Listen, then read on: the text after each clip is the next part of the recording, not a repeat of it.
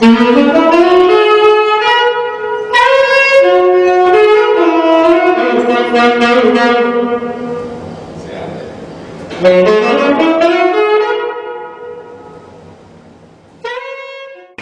today we had Steve, one of our elephant keepers, come down and play the saxophone for Casey, our male leopard seal.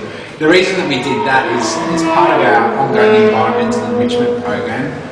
Exposing our seals or any animal to different types of stimulus is really important. And one of the most important types of stimulus for a leopard seal is the sounds in their environment. So through research we've conducted with the Australian Marine Mammal Research Centre, we know that leopard seals learn their songs and pick up on sounds around them and in their environment.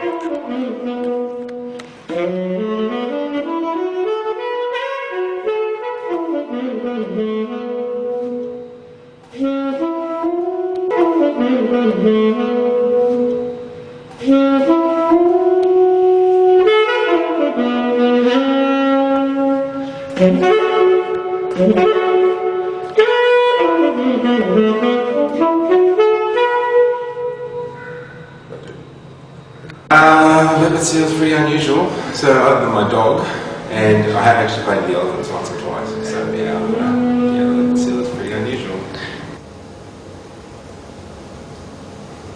So Casey did spend a pretty large amount of time underwater watching Steve, and you could see that his body language was actually really curious. He was sort of snaking backwards and forwards and really trying to suss out what actually is Steve doing. He's only ever heard Steve maybe once or twice before, so it's really new and novel to him.